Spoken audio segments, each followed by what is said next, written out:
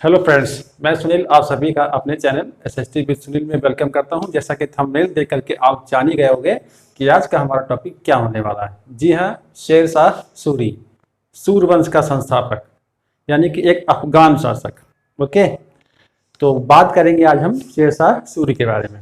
इनके बारे में बहुत सारे फैक्ट हैं और ये भी कहा जाता है कि शेर शाह सूरी ने जिस प्रकार की प्रशासनिक व्यवस्था को अपनाया, उसी प्रशासनिक व्यवस्था को आगे बढ़ाने वाला कौन? जी हाँ, वो है मुगल बादशाह अकबर।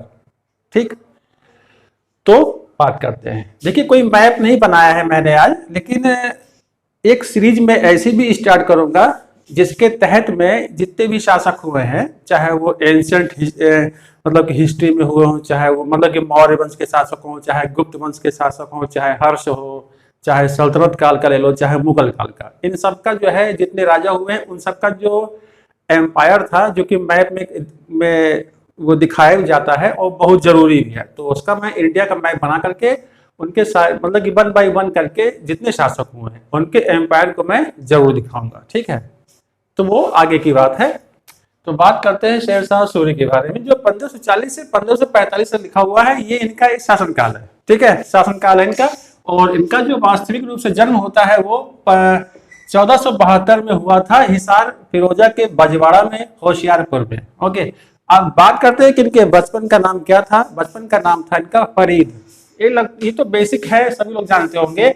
और जो उनके पिता थे हसन, वो सासाराम के जागीरदार थे, सासाराम के, जो कि बिहार में पड़ता है।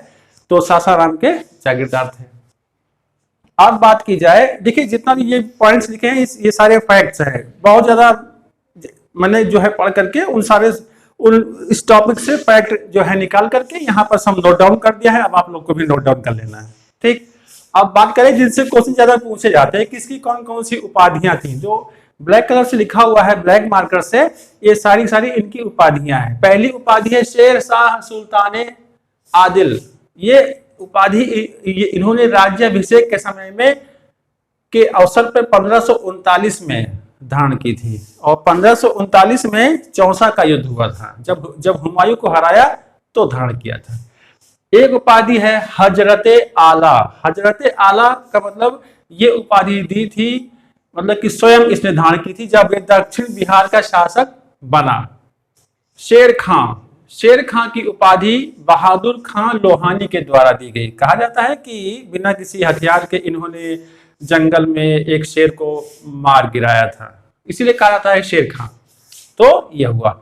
शेर शाह की उपाधि इन्होंने, ये इंपॉर्टेंट है, ये शेर शाह की उपाधि इन्होंने चौसा विजय के दौरान या उसके उपरांत, यानी कि हराने के बाद, किसको, आपको कमेंट बॉक्स में बताना है किसको हराया था इस युद्ध में, के उपरांत ये उपाधि धारण की थी शेर शाह की। उसके बाद है हैदर सेकंड, अब्बास खान शेरवानी के द्वारा इसको ये उपाधि दी जाती है। अब वर्तमान समय में देखा जाए, एक इतिहासकार है, मध्यकालीन भारतीय इतिहास पर लिखते हैं वो, उन्होंने लिखा है धूल में खिला फूल, है ना, यानी कि कई कठिनाइयों को पार पाते हुए उसने जो है आगरा दिल्ली पर शासन किया, इसलिए कहा गया है धूल में खिला फूल। ये कहा किसने? डॉक्टर कानूनगो। इन्होंने इंग्लिश में शेर शाह सूरी के नाम से एक किताब भी लिखी है। इसके अलावा चालाक अफगान भी इसको कहा जाता है। किसके द्वारा कहा गया था? बाबर के द्वारा कहा गया था। ठीक है, जब चंदेरी का अभियान बाबर कर रहे थे, अभियान में लगे हुए थे, तो शेर शाह सूरी भी इनके सेना में शामिल था। और उसी दौरान इसने कहा था, शेर शाह सूरी ने कहा था कि एक समय ऐसा भी आएगा जब मैं मुगलों को यहां से बाहर खदेड़ दूंगा, इस हिंदुस्तान से। ये जो मुगल हमारे देश में आए हैं, ये अफगानों में जो आपसी फूट है उसका फायदा उठा करके आए हैं। भाई इब्राहिम लोदी भी अफगान शासक था, ये भी आपको मानना है। ठीक है, ये चीज सही है। तो आपस में फूट थी तो उसका फायदा उठाया था। अब बात करते हैं प्रमुख तथ्य क्या क्या हैं इनको लेकर के। परिवार से परेशान।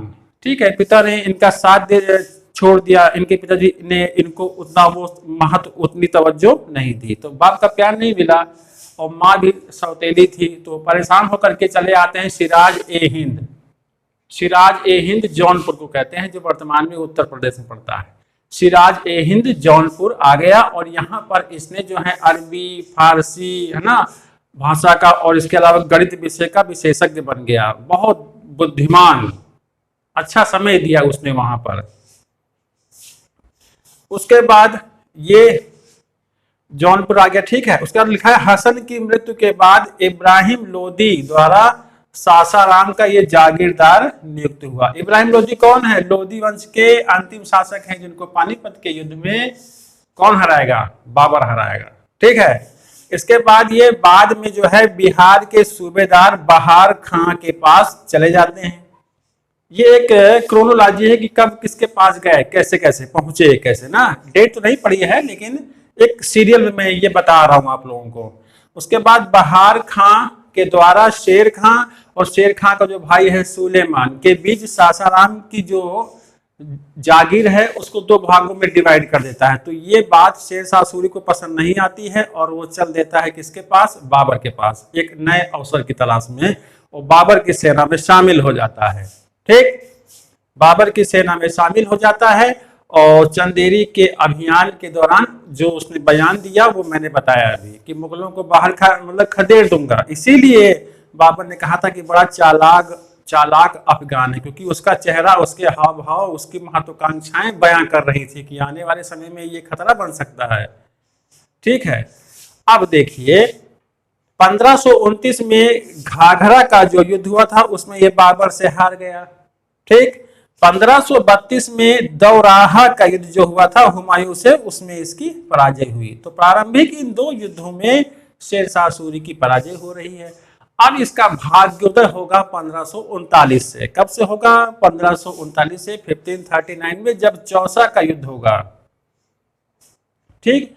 और इसी चौसा के युद्ध में ही इसने हुमायूं को हराया था और अपना एक राज्याभिषेक कराया था, परमानेंट नहीं, एक टेम्परेरी के रूप में ना। उसके बाद 1540 में इसने कन्नौज अथवा बिलग्राम के युद्ध में, ये सब बहुत पूछा जाता है, कन्नौज अथवा बिलग्राम के युद्ध में हुमायूं को हराया और विधिवत अपना आगरा में राज्याभिषेक कराया। तो क्वेश्चन बन सकता है कि इसने ऐसे ही अपना राज्याभिषेक कब कराया, जिसको मतलब कि एक अटेंडम में, तो वो चौसा के दौरान 1539 में करवाया था। और विधिवत राज्याभिषेक कब कराया? 1540 में आगरा में कराया था। क्वेश्चन बन सकता है, लेकिन कई लोग कंफ्यूज रहते हैं, कई लोग तो कंफ्यूज रहते हैं कि दिल्ली लगाएं ऑप्शन की आगरा लगाएं। तो आगरा सही है, क्योंकि आगरा भी शुरुआती दौर में ये जो है राजधानी थी। तो इसने क्या किया, आगरा में अपना विधिवत राज्याभिषेक कराया। कब कराया? 10 जून 1540 में।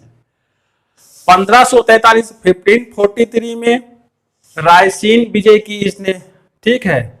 और यहाँ का राजा कौन था? पूरनमल। तो पूरनमल वादा करता है कि अगर तुम मुझे और मेरे परिवार को सुरक्षित जाने दोगे तो मैं जो हूँ रायसीन को सौंप दूंगा तुम्हें। लेकिन ये एक धोखा है। जैसे ही वो लोग निकलते हैं किले के बाहर, शेरशाह सूरी हमले का आदेश दे देता है, जिसमें लोग मारे जाते हैं। तो ये युद्ध ऐसा है जो उसके माथे पर धब्बा है, उसके कैरेक्टर पर धब्बा है। किसके? शेरशाह सूरी के।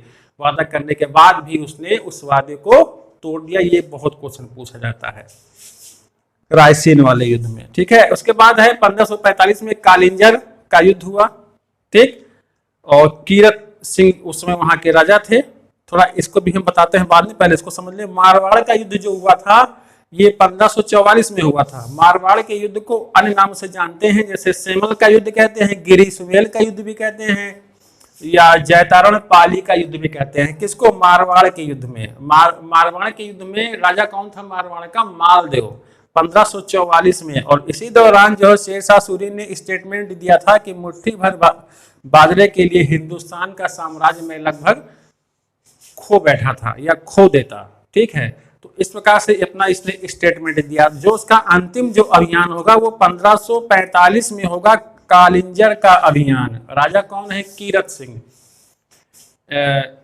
इस किले को जीतने के लिए उसी के बराबर का एक टावर बनाया जाता है और वहीं से चढ़ करके शेरशाह सूरी जो थे वो उक्का नामक एक आग्नेयास्त्र चला रहे थे। लेकिन धोखे से क्या हुआ कि नीचे जो टावर बना था उसके नीचे बारूद था। तो वो उक्का नामक जो यंत्र जब उन्होंने इस्तेमाल किया तो वो जो चिंगारी थी, जो आग थी, जाकर के उसी जो है बारूद पर गिर गई और जल गया। तो जलने की वजह से ये बहुत घायल हो गया। लेकिन क्या कालिंजर को जीता जा सका? जी हाँ, ठीक मरने से पहले इसको खबर मिली, कालिंजर को जीत लिया गया है। तो ये भी एक क्वेश्चन बन सकता है कि क्या कालिंजर की युद्ध को ये शेरशाह सूरी जीत पाया था? ठीक, तो जीत लिया था। तो क्वेश्चन ऐसे ही बनते हैं कालिंजर। अब आता है मोस्ट इंपॉर्टेंट, बहुत इंपॉर्टेंट है, विधवा, जिसका पति मर गया हो, विधवा कहते हैं उसको। लेकिन यही विधवा जो है, विधवाएं, विधवा एक नहीं, विधवाएं शेरशाह सूरी के लिए कहते हैं वरदान साबित हुई। 4 विधवाएं ऐसी हैं जिन्होंने शेरशाह सूरी को बहुत आगे बढ़ा दिया। बहुत पैसे वाला, बहुत जागीर इसके पास एकत्र हो गई। तो ऐसा इतिहास में देखने को नहीं मिलता, केवल इसी के साथ ऐसा ट्रेजेडी हुआ। बहार खां की पत्नी दूदू नाम है उनका, के द्वारा जो उनका बेटा है जलाल का संरक्षक नियुक्त किया गया, और यही मौका देख करके इसने यहाँ पर अधिकार कर लिया। तो उसको एक ये संपत्ति मिली, जायदाद मिली। दूसरा, लॉर्ड मलिका से चुनार को प्राप्त किया इसने। उसी प्रकार से गौहर गुसाई और बीबी फतह मलका, इन चार विधवाओं से इसको बहुत सारी जागीर प्राप्त हुई, बहुत सारा धन प्राप्त हुआ, किले प्राप्त हुए, और ये सक्षम हो गया। तो ये बहुत बड़ा फैक्ट है। क्वेश्चन बन सकता है कि विधवाओं की वजह से अपना स्टेटस, अपना जो है स्तर सुधारने वाला शासक कौन था? तो वो शेरशाह सूरी था। तो ये नाम जरूर लिखें, बहुत इंपॉर्टेंट है। ये ऐसा किसी राजा के साथ नहीं हुआ, बल्कि इसी के साथ ऐसा हुआ, और सब की सब जो क्या है, विधवाएं हैं। तो इस प्रकार से आपने देखा पार्ट 1 का आज ये वीडियो है शेरशाह सूरी का। इसके बाद हम इसके प्रशासन के बारे में बात करेंगे, क्योंकि इसका प्रशासन काबिल तारीफ है। आगे चल करके ये सबके लिए एक प्रेरणा का स्रोत बनेगा, ब्रिटिश काल तक भी। ठीक है, तो बात करेंगे। तो कैसा लगा वीडियो, कमेंट बॉक्स पर कमेंट करो भाई, और जैसा भी हो। और मिलते हैं फिर आपको हम अपने नेक्स्ट वीडियो में एक अच्छे कॉन्सेप्ट के साथ, इसी के पार्ट 2 के साथ। धन्यवाद।